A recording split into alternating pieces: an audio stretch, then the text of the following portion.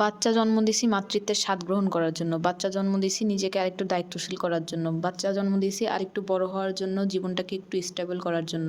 বাচ্চা জন্ম দিয়েছি নিঃস্বার্থভাবে ভালোবাসার জন্য, একটা নতুন আপন মানুষ পাওয়ার জন্য। বাচ্চা জন্ম দিয়েছি পৃথিবীতে নিজের একটা অস্তিত্ব রেখে যাওয়ার জন্য। বাচ্চা জন্ম দিয়েছি আমার দাম্পত্য জীবনের ভালোবাসার একটা চিহ্ন হিসেবে। এজন্য বাচ্চা আমার ছেলে হোক মেয়ে হোক আমার কোনো যায় আসে না। আমার সন্তান হইলেই হয়। বাচ্চা আমি এসব কারণে জন্ম দিয়েছি। বাচ্চাকে আমি এজন্য জন্ম দেইনি যে বুড়োকালে এসে আমাকে এই করবে, আমাকে খাওয়াবে, পড়াবে, এসব করার জন্য দেইনি। বাচ্চা জন্ম দেওয়ার পরে তাকে যথেষ্ট পরিমাণে ভালোবাসলে বাচ্চারা নিজের থেকে একাই অনেক কিছু করে। বাচ্চা এজন্য জন্ম দেইনি যাতে তার সময় মতো বিয়ে না হলে তাকে আমি বোঝা মনে করব। সময় মতো চাকরি না পেলে তাকে আমি দুটো কটু কথা শোনাবো।